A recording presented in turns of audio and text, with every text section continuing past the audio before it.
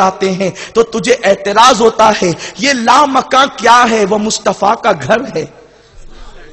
یہ لامکاں کیا ہے؟ وہ مصطفیٰ کا گھر ہے. جو اپنے گھر، تو اپنے گھر جائے تو تجھے اعتراض نہیں، وہ اپنے گھر جائے تو تجھے اعتراض ہے. قصر دنا تک کس کی رسائی، جاتے یہ ہیں آتے یہ ہیں. اور یہ ایک مرتبہ تو کہنے کو ہے، ورنہ ان کی شان تو یوں ہے، وہ سو جائیں تو معراج منامی، وہ جاگے تو خدا سے ہم کلامی. میرے پیارے آقا علیہ السلام کے پیارے دیوانوں، تو سیدنا بایزید بستامی کہتے ہیں میں 2 قدم میں عرش پر گیا. جب عرش پر گیا تو میں نے عرش سے مل کر کے یوں محسوس کیا عرش بے چین ہے، عرش بے قرار ہے. اور ایسے بے قرار ہے عرش جیسے جنگل میں پیاسا بھیڑیا پانی کے لیے بے چین ہوتا ہے اور پانی کے لیے بے قرار ہوتا ہے. میں نے عرش سے پوچھا اے عرش تو بے چین کیوں ہے، تو بے قرار کیوں ہے؟ تو عرش جواب دیتا ہے جس خدا کی تلاش میں تم یہاں تک آئے ہو اس خدا کو میں بھی ڈھونڈ رہا ہوں، میں بھی اس کو تلاشتا ہوں کہ وہ کہاں ہے. حضرت بایزید کہتے ہیں میں نے سرد آنکھ کھینچی اور کہا کہ مجھے تو پتا دیا جاتا ہے الرحمن علی العرش استوی، کہ رحمان نے عرش پہ استوا کیا جیسا کہ اس کی شان کے لائق ہے. وہ پتا سن کر میں یہاں آیا تو تجھے بھی میں نے بے چین اور بے قرار پایا. حضرت بایزید کہتے ہیں او میرے مرید، آنکھ سے خون کی آنسو اس لیے جاری ہے کہ جب میں نے عرش سے کہا کہ میں پتا پا کر یہاں آیا مگر تجھے بھی بے چین پایا تو عرش سرد آنکھ کھینچ کر کہتا ہے کیا کروں کہ بایزید کو عرش کا پتا دیا جاتا ہے. اور جب میں کہتا ہوں کہ تو کہاں ہے، میں تجھے کہاں تلاش کروں، تو مجھ سے کہا جاتا ہے اگر مجھے ڈھونڈنا ہے تو بایزید کے دل میں جا کے ڈھونڈ، مجھے وہیں پر پا لے گا. نعرہ ساؤنڈ تکبیر، اینڈ نعرہ رسالت، غلامان مصطفیٰ. اور تھلکتے جسموں کو دیکھ کر راتیں گزارنے والوں، وہ اپنی راتوں کو عیاشیوں کے لیے وقف کرنے والوں، جام و مینا اور سراہی کی باتیں کرنے والوں، اگر گناہوں سے دل پاک ہو جائے تو عرش کو بایزید کے دل کا پتہ دیا جاتا ہے. کم از کم اپنے آپ کو پہچان تو لیا ہوتا. تم ہو کیا؟ عرض یہ کر رہا تھا لوگ ٹائم پاس کی بات، ہم ٹائم پاس کر رہے ہیں. ٹائم پاس جس کو آخرت جیسی بڑی ذمہ داری سونپی گئی، آخرت کی تیاری، وہ ٹائم پاس کرے. اس سلسلے میں ایک حکایت بیان کی جاتی ہے. امام حسن بصری رحمت اللہ علیہ بہت بڑے عظیم عابد و زاہد، بلکہ انہیں دنیا سید التابعین کے نام سے جانتی ہے. مولا علی کے خلیفہ ہیں، علی مرتضیٰ کے خلیفہ، اللہ کے رسول کے رضائی بیٹے ہیں.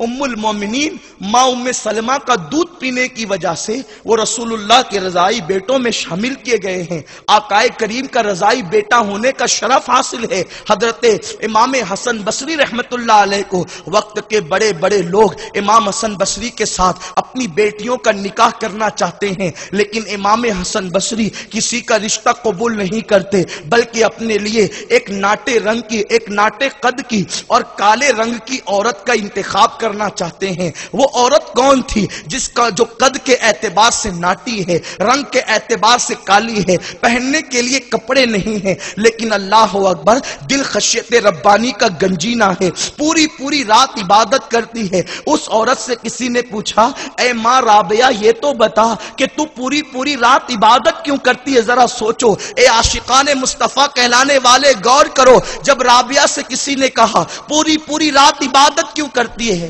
کیا تجھے اللہ پہ بھروسہ نہیں کہ خدا جنت دے گا؟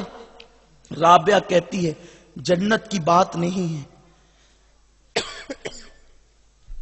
جنت کی بات نہیں ہے، بات اتنی ہے کہ میں اس لیے اتنی کثرت کے ساتھ راتوں کو عبادت کرتی ہوں اور دن کو، کہ جب قیامت کے دن سارے نبیوں کی امتیں عبادت لے کر آئے گی تو اس وقت میری عبادت کو دیکھ کر کے اللہ یہ فرما دے کہ اے انبیاء کی امتوں، تمہارے مردوں نے اتنی عبادت نہیں کی جتنی میرے محبوب کی امت میں ایک عورت نے عبادت کی ہے.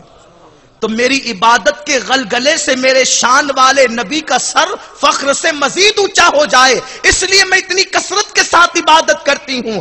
بہرحال امام حسن بصری رحمت اللہ تعالی علیہ جو ہے وہ اللہ اکبر، وقت کے بڑے بڑے لوگ آپ کی خدمت میں اپنی بیٹیوں کا رشتہ کرنے کے لیے تیار، لیکن امام حسن بصری رابعہ بصری کے پاس گئے اور اس بیوہ ہو جانے والی خاتون کے پاس جا کر پردے کے پیچھے سے آپ کہتے ہیں رابعہ ایک پیغام لے کر کے آیا ہوں۔ رابعہ نے پیچھے سے کہا حسن بصری کہو کیا ہے، آپ اتنے بڑے امام ہیں، اتنے بڑے عالم ہیں۔ امام حسن بصری نے کہا رابعہ میں تیرے ساتھ نکاح کرنا چاہتا ہوں، کیا تم اس کے لیے راضی ہو؟ کیا میرا رشتہ تم منظور کر لو گی؟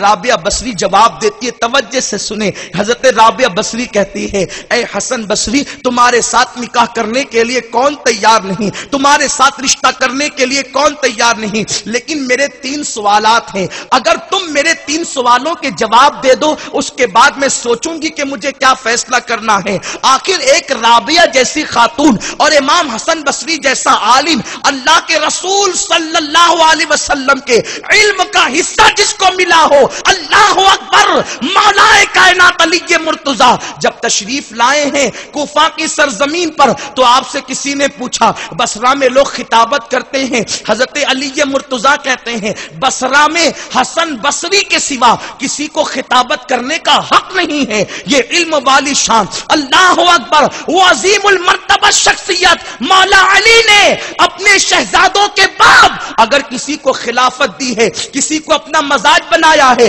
تو اللہ اکبر جناب حسن بصری کو۔ امام حسن بصری سوچتے ہیں آخر رابعہ کون سے سوالات کر لے گی جو میں جواب نہ دے سکوں۔ امام حسن بصری نے فرمایا رابعہ پوچھو کیا پوچھنا چاہتی ہو۔ رابعہ بصری نے پوچھا حسن بصری میرا پہلا سوال ہے رابعہ جنتی ہے کہ جہنمی ہے؟ میں جنتی ہوں کہ جہنمی؟ اگر امام حسن بصری کی جگہ میں اور آپ ہوتے تو شاید تعویلات کرتے، امید کر لو اللہ جنت دے دے گا اور یہ اور وہ۔ ہمارے یہاں تو ایک نعت شریف کا شعر سن کر ہی جو ہمارے شورا جنت دے دیتے ہیں، فلاں صاحب کا چہرہ دیکھ لو جنت مل جائے گی، فلاں صاحب کے ہاتھ میں ہاتھ دے دو جنت مل جائے گی۔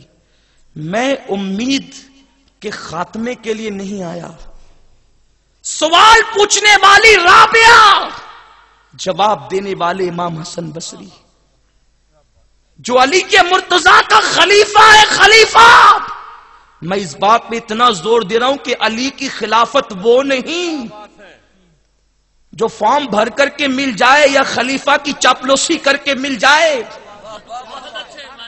یا مریدی اور پیری کا ایجنٹ بن کے مل جائے، وہ نہیں خلافت۔ وہ خلافت وہ ہے، خدا کی قسم علی کی خلافت پر خلافت کو ناز ہے۔ علی کے مرتضیٰ وہ شان والے ہیں، اللہ کی عزت کی قسم کسی کو ولی کسی نے کہا، کسی کو ولی کسی نے کہا، علی وہ ہے جس کو ولی نبیوں کے امام مصطفیٰ جان رحمت نے کہا۔ وہ علی ہے، علی علی ولیوں کا ولی ہے۔ علی کی شان یہ ہے، علی کے مرتضیٰ نے جس کو خلافت دی وہ حسن بصری۔ جب رابعہ بصری نے کہا میں جنتی یا جہنمی، امام حسن بصری خاموش رہے، کوئی جواب نہیں دیا۔ آج بے فکر ہو گئے، ہم تو جنتی ہیں، تمہیں پتا بھی ہے جنت اتنی آسان چیز نہیں لیکن مشکل بھی نہیں، اللہ چاہے تو کوئی مشکل نہیں مگر خاتمہ ایمان پر ہونا چاہیے۔ ہم نے غوث پاک کا دامن پکڑا، کچھ لوگوں کا خیال یہ نسبت سے ہم بخشے جائیں گے، لیکن بڑی معذرت کے ساتھ میں اس لیے کھل کے گفتگو کرنا چاہتا ہوں کہ غلطی ہوگی تو اتنے سارے علماء ہیں، پیر صاحب بیٹھے ہیں، اصلاح تو ہو ہی جائے گی۔ مسلمانوں نماز کو قصدن چھوڑ کر آپ غوث پاک کی بارگاہ میں قادری ہونا تو دور کی بات اپنا مسلمان ہونا بھی ثابت نہیں کر سکتے۔ غوث پاک حنبلی المسلک ہے اور ان کے نزدیک ایک وقت کی نماز جان بوجھ کر چھوڑ دینے سے انسان کافر ہو جاتا ہے۔ فتاوی رضویہ شریف میں اعلیٰ حضرت مسلک نقل کرتے ہوئے لکھتے ہیں کہ 110 سے زیادہ صحابہ کا فتویٰ ہے کہ ایک وقت کی نماز جس نے جان بوجھ کر چھوڑ دی وہ کافر ہو گیا. یہ امام احمد رضا کا قلم میں آپ کے سامنے پیش کر رہا ہوں. نماز کا ٹھکانہ نہیں، جنت کے دعوے دار. یہ حق امام احمد رضا کو کہنے کا تھا، ہم رسول اللہ کے جنت رسول. یہ امام احمد رضا کا حق ہے.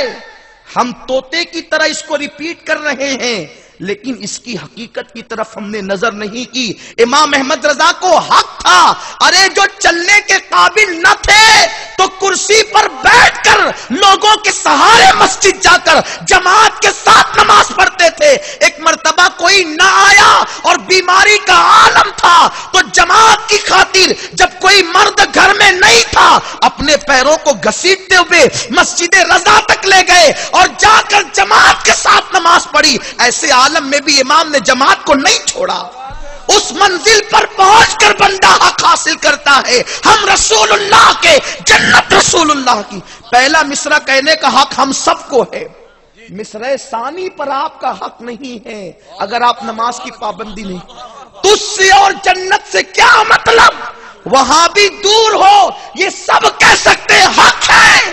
ہم رسول اللہ کے، ہم رسول